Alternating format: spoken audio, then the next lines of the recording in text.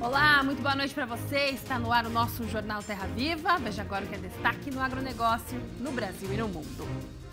Singapura abre mercado para carne suína processada do Brasil. Receita das exportações de carne de frango cai em julho. Produção de azeite de oliva no Rio Grande do Sul cresce quase 30%. Preços dos alimentos registram leve alta em julho após fim do acordo para a exportação de grãos ucranianos pelo Mar Negro. E ainda, projeto Fazedores de Café impulsiona a qualidade da bebida desde a colheita do grão até a xícara. Essas e outras notícias a partir de agora no Jornal Terra Viva.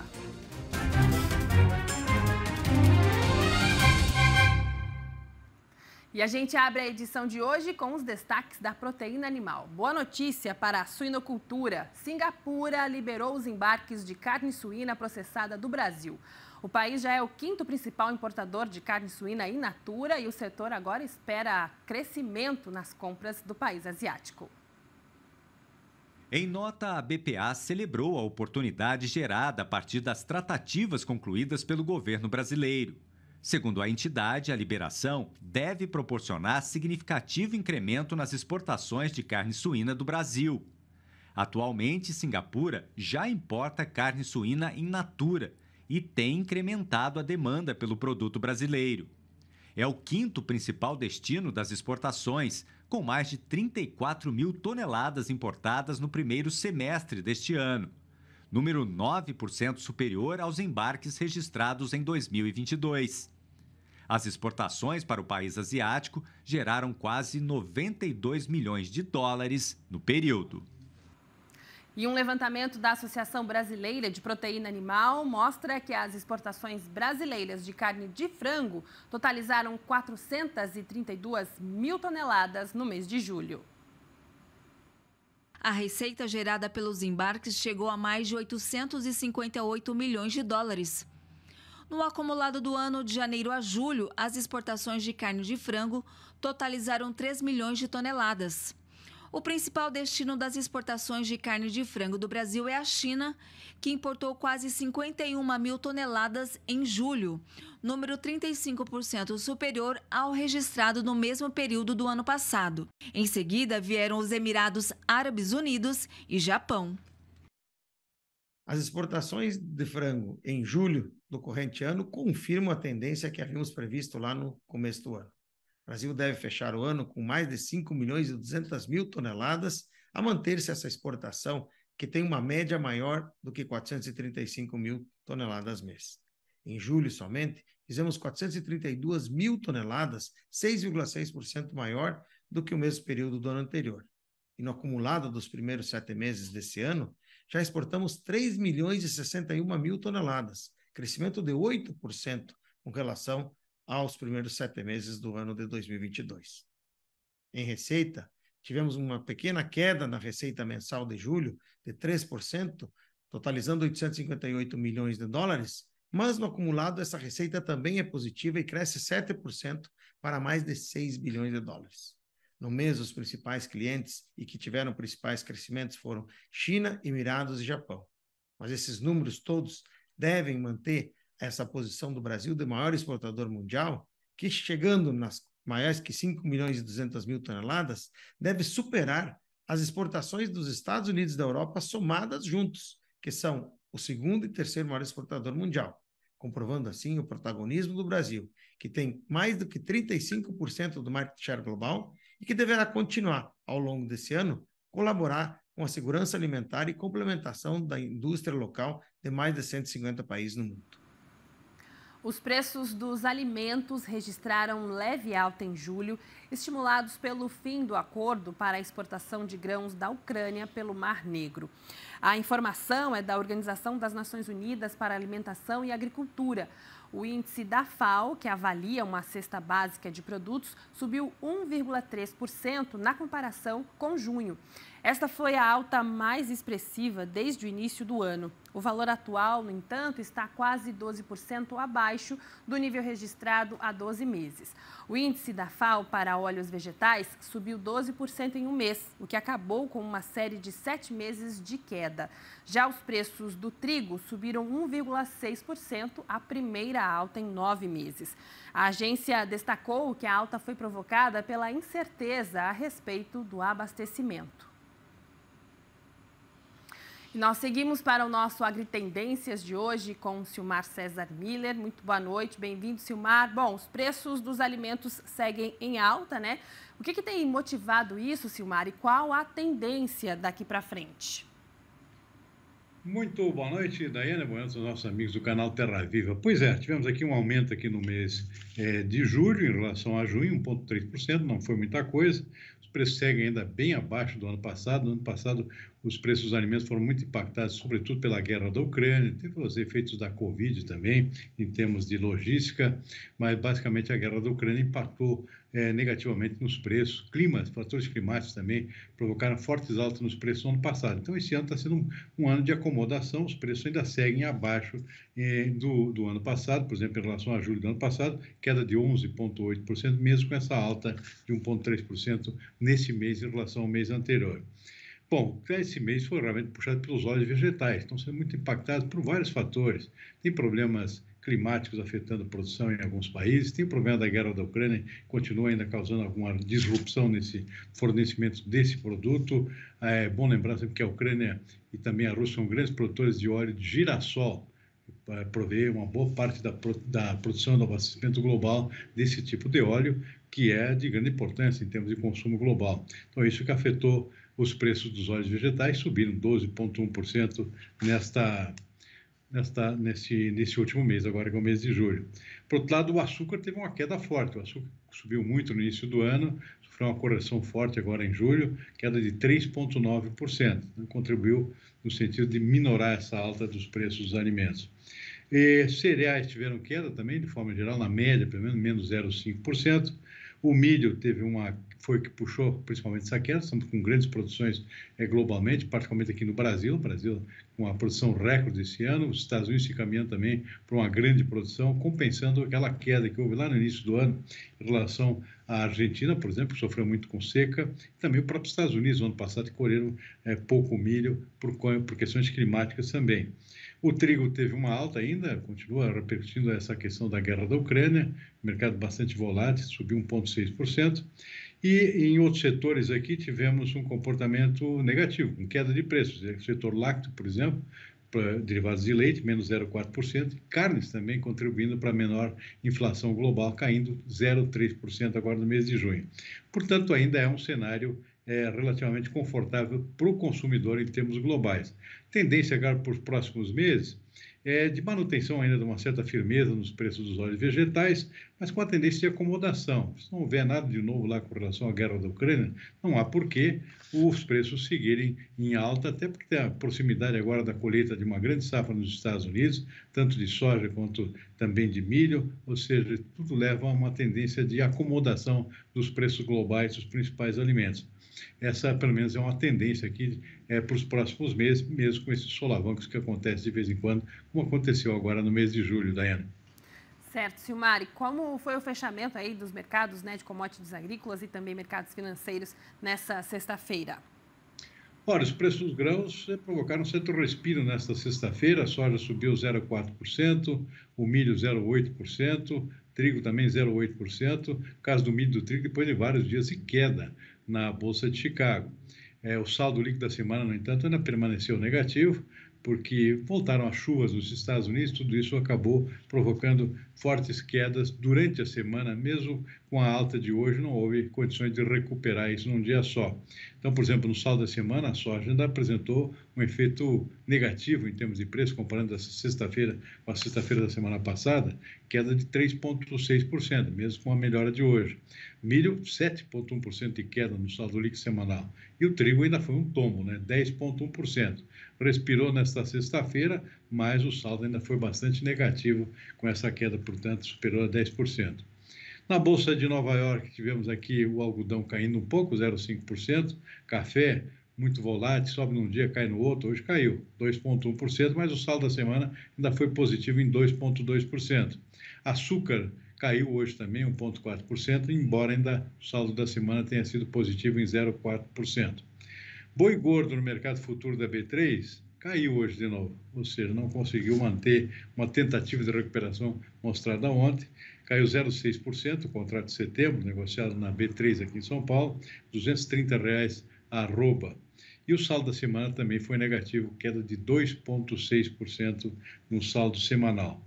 Mercado financeiro, o dólar voltou a cair hoje, 0,5%, mas manteve ainda um saldo positivo na semana, positivo em termos, né? Ou seja, subiu 3,1%, positivo para alguns, negativo para outros, né? Que depende desse mercado.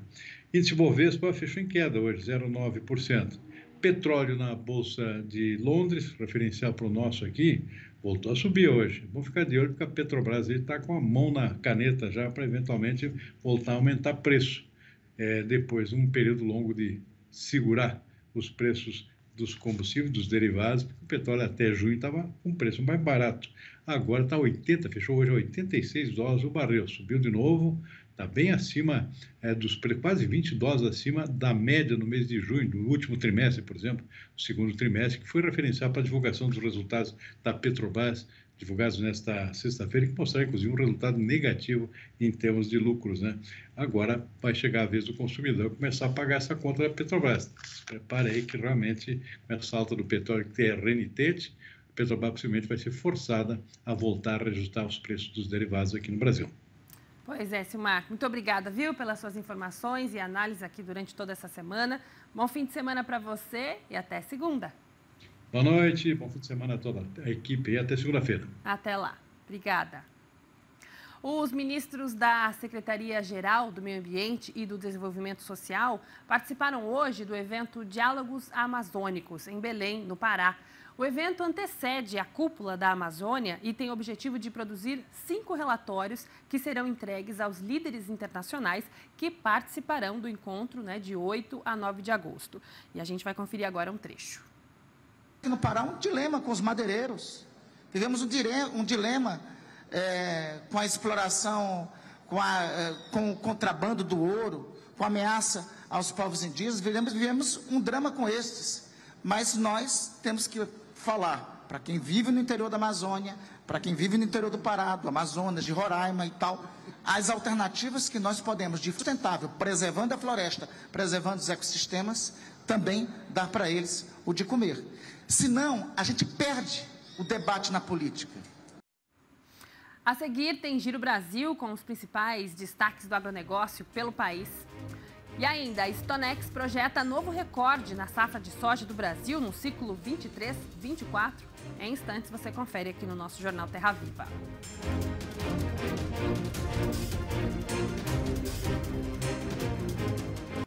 A safra de soja do Brasil na temporada 23-24 está estimada em um novo recorde de 163 milhões e 500 mil toneladas, um aumento de 3,7% em relação ao ciclo anterior, de acordo com a consultoria Stonex. E para falarmos mais sobre essa previsão, eu converso agora com a Ana Luísa Lodge, que é especialista em inteligência de mercado da Stonex. Muito boa noite, Ana Luísa. Seja bem-vinda aqui ao nosso Jornal Terra Viva. Muito boa noite, muito obrigada pelo convite. Ana Luísa, a que se deve essa projeção aí de mais um recorde para a safra de soja do Brasil no ciclo 23-24? Olha, é uma combinação de fatores, né? O ciclo 23-24, a gente espera aí que ocorra a influência do El Niño, então o Rio Grande do Sul deve recuperar a produtividade e contribuir para a produtividade nacional também ter alguma recuperação, alguma melhora, né? E além disso, a gente espera também um crescimento de área. Perfeito. Falando, sobre essa previsão para ampliação de área, qual a projeção da Stonex, para esse aumento na área plantada, um crescimento que a gente vem observando também nas últimas safras? Sim, a gente tem observado ano a ano o crescimento da área de soja. A gente está estimando uma área de 45,1 milhões de hectares, que é recorde, e é um crescimento de 2,1% em relação ao ciclo anterior. Esse crescimento, por mais que seja uma continuidade em relação aos anos anteriores, ele é bem mais moderado do que a gente viu nas safras passadas, porque a gente está num cenário de preços aí mais baixos da soja em comparação aos anos anteriores. Então, contribui para um crescimento de área também mais moderado, o produtor avançando menos em comparação aos anos passados. Perfeito. Em relação à comercialização, né? O que o produtor pode esperar devido ao cenário atual aí de baixa dos preços da soja? Realmente, a nossa comercialização da safra 22-23, ela no geral foi mais atrasada, mas desde a colheita, né, nesse último semestre e o primeiro semestre de 2023, ela tem avançado, mesmo com esses preços mais baixos em comparação aos anos anteriores. E a gente divulgou hoje, atualizou hoje, né, a gente está com uma comercialização de soja em 75% da safra. Então, ela tem avançado, mas ainda resta aí um volume importante a se comercializar da safra 22-23, enquanto a 23-24 ela já está sendo vendida também, mas com esses números recordes de produção, é bastante soja que precisa ser negociada, e mesmo que avançando lentamente, a gente deve ver aí a continuidade dessas vendas, até porque novas safras vão entrando, precisa de espaço para armazenagem, né, que é uma coisa que falta no Brasil. Então, a tendência é que continue avançando. Perfeito. Para a gente finalizar, falar um pouquinho, né, das estimativas aí para a exportação da soja, carro-chefe aqui dos nossos embarques. As previsões para a exportação do grão são positivas, Ana Luísa?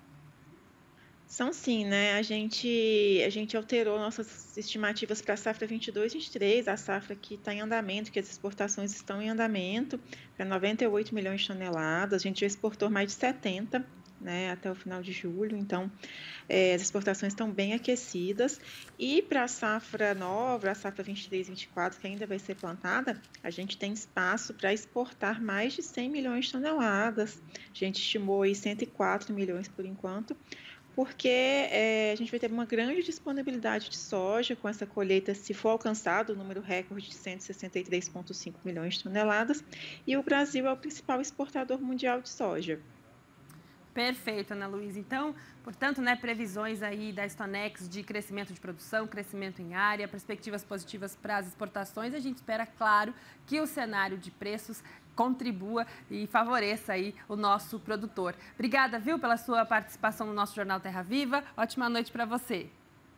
Eu que agradeço. Uma ótima noite a todos e bom final de semana. Obrigada, para você também. Com queda de 54%, o Paraná foi o estado que mais reduziu o desmatamento da Mata Atlântica. Esse e outros destaques você confere agora no nosso Giro Brasil.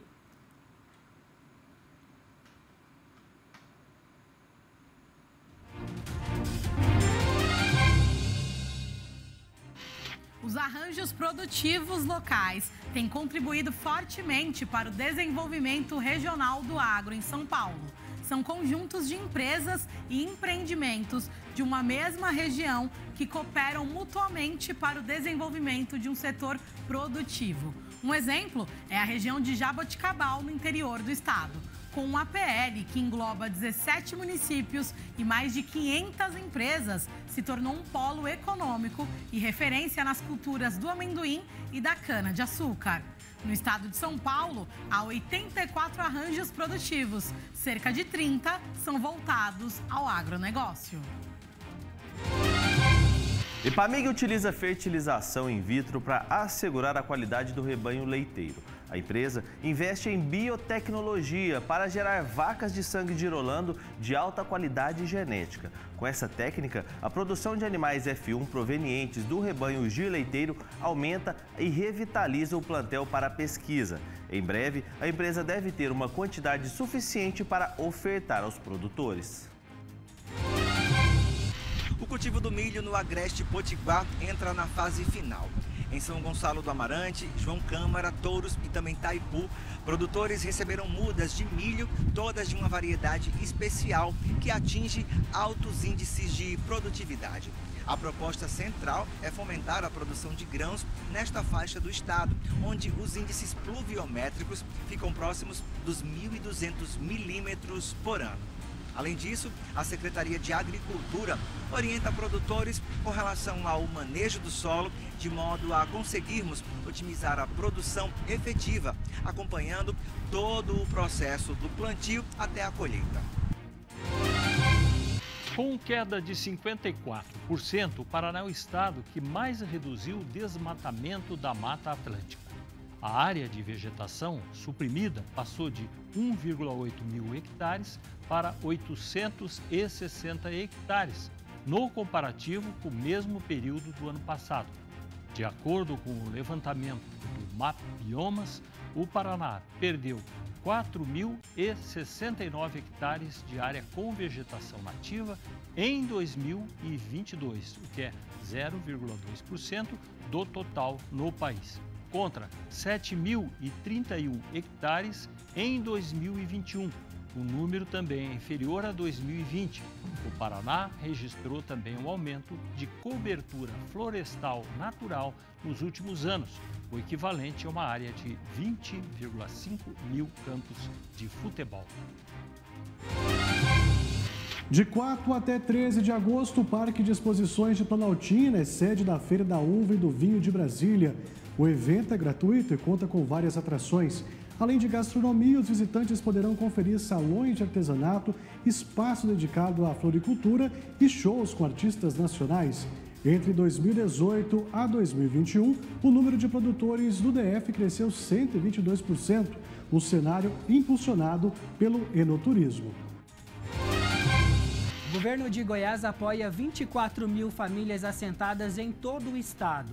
Ações da Secretaria de Estado de Agricultura, Pecuária e Abastecimento garantem assistência técnica, qualificação profissional, difusão de tecnologia, acesso a mercados e consultoria aos pequenos produtores. Um dos exemplos é o projeto de fruticultura irrigada no Vão do Paranã, que pretende tornar o Nordeste goiano uma referência no segmento nacional. A iniciativa conta com investimentos de R$11.300 mil. É uma área prevista de 300 hectares com abastecimento hídrico voltado para a irrigação, supridos pelas barragens dos rios Paranã e Ribeirão Porteira.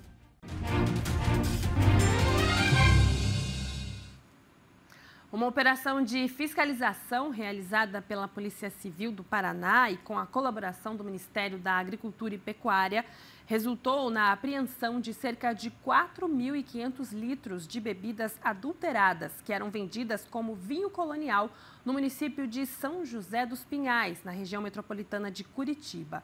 O produto apreendido era uma mistura de álcool etílico hidratado, corantes, aromatizantes com uva e outros componentes químicos que eram colocados em garrafas PETs e recebiam rótulos falsificados com a denominação de vinho colonial. Também foram apreendidas garrafas de cachaça com informações de registros falsos pertencentes a outras empresas. A seguir, a previsão do tempo para todo o Brasil. E ainda, o projeto quer estimular a sucessão familiar na cafeicultura. Daqui a pouco os detalhes aqui no Jornal Terra Viva.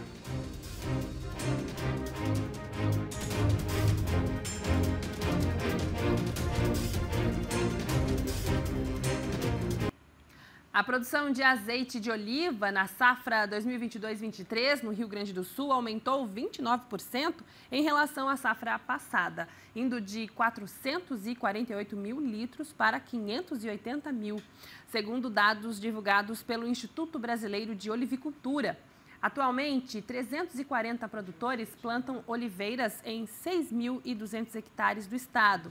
As maiores áreas plantadas estão nos municípios de Encruzilhada do Sul, Pinheiro Machado, Canguçu, Caçapava do Sul, São Cepé, Cachoeira do Sul, Santana do Livramento, Bagé, São Gabriel, Viamão e Sentinela do Sul.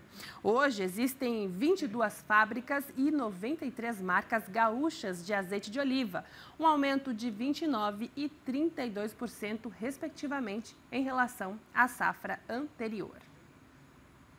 E vamos saber agora como fica a previsão do tempo para todo o Brasil neste fim de semana. As informações são da Clima Tempo com a Luísa Cardoso.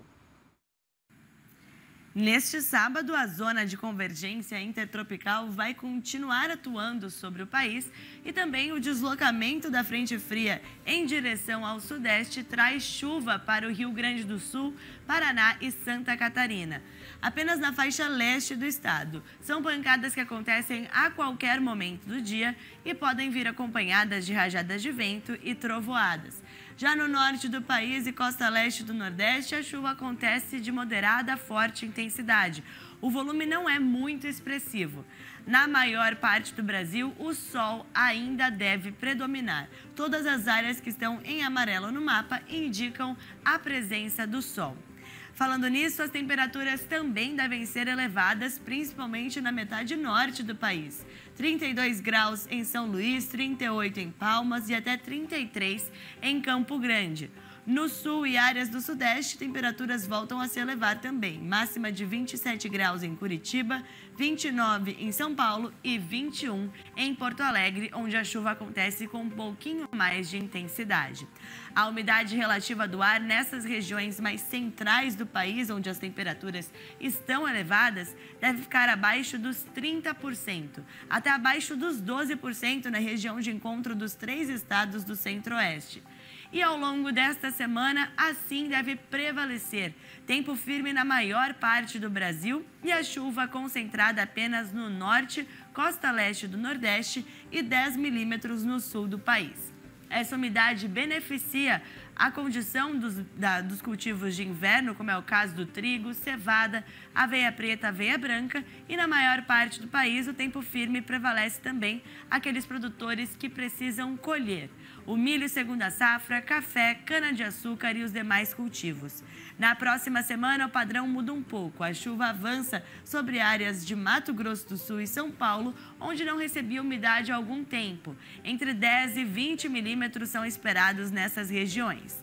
E na maior parte do Brasil ainda teremos o tempo firme, favorecendo esses produtores com os trabalhos em campo. No norte do país e costa leste do Nordeste, a chuva também beneficia os cultivos em andamento. Tá certo. Obrigada, Luísa. O projeto Fazedores de Café conecta-se com a juventude e incentiva a sucessão familiar por meio da cafeicultura. Na edição 2023, realizada em São Sebastião do Paraíso, na região sul de Minas Gerais, jovens agricultores vivenciam experiências que vão permitir mudanças concretas em suas realidades e nos elos do setor produtivo local. Uma iniciativa que nasce na cidade com a oferta de qualificação profissional direcionada a pessoas em situação de vulnerabilidade e que se expandiu para o campo. O projeto Fazedores de Café, que conta com o apoio da Nestlé, chega neste ano à 4ª temporada de sua versão, em que reúne jovens agricultores na busca pela manutenção e melhoria do mercado cafeeiro. A gente conseguiu ampliar 20% a 30% desse projeto, porque a gente desenvolveu um produto social da Nestlé, que é o primeiro produto social da Nestlé de cafés do mundo, e a partir desse 100% do lucro revertido, a gente conseguiu ampliar. No total de jovens, a gente conseguiu já ampliar para 220 jovens no total desse projeto ao longo de 3 anos. Então, a gente tenta capacitar o máximo de jovens possíveis ali para a gente conseguir fazer com que esses jovens olhem realmente para a parte do futuro deles e façam algo melhor. Enquanto na cidade, os participantes do projeto adquirem conhecimentos para atuarem profissionalmente como baristas, os jovens do meio rural recebem capacitação para desenvolver a qualidade dos cafés nas propriedades de suas famílias e conhecer mais sobre o universo do grão. Então a gente está fazendo com que os meninos entendam sobre a qualidade da bebida e, consequentemente, saibam também vender o café deles. A gente sabe que é questão de qualidade, a gente sabe que é questão de sucessão familiar, mas se eles não souberem o que é o produto deles de verdade, eles não conseguem levar isso adiante. Fortalecer a cafeicultura, inspirando as novas gerações e promovendo o desenvolvimento social de todos os elos do setor produtivo.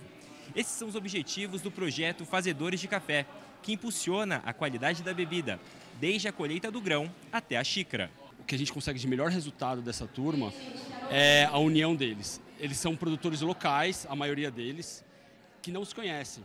Então, quando a gente traz eles nesse projeto, que é uma semana de imersão, onde a gente dorme junto, acorda junto, no mesmo hotel, numa mesma pousada, causa uma interação muito importante entre eles. Eles saem querendo criar uma associação, ou um grupo deles mesmos. Quando tem colheita, um ajuda o outro. Quando alguém faz uma experiência, um fala para o outro. Então, acho que além do conhecimento que a gente traz, o grande impacto é fazer essa união entre esses jovens produtores.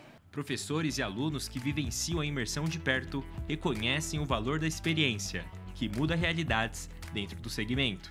Participar do projeto é incrível, né? Eu já estou nesse projeto desde 2016, se eu não me engano. Acho que das primeiras turmas do Fazedores de Café. E agora, com esse modelo de camping, a gente consegue inseri-los, né, na própria estrutura deles, né? Em campo, em sala de aula, e trazer um pouco mais dessa prática com eles.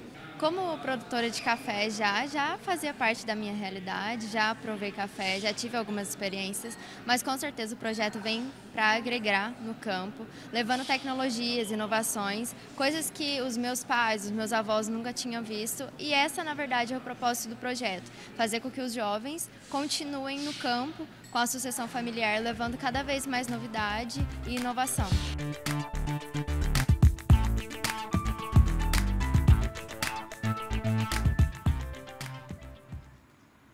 Tá aí, muito bom o projeto. Bom, e com essa reportagem a gente encerra hoje o nosso jornal Terra Viva. Na sequência, você acompanha o Terra Viva DBO na TV com o Sidney Maskell e as notícias da pecuária. Uma ótima noite para você e um excelente fim de semana. Tchau!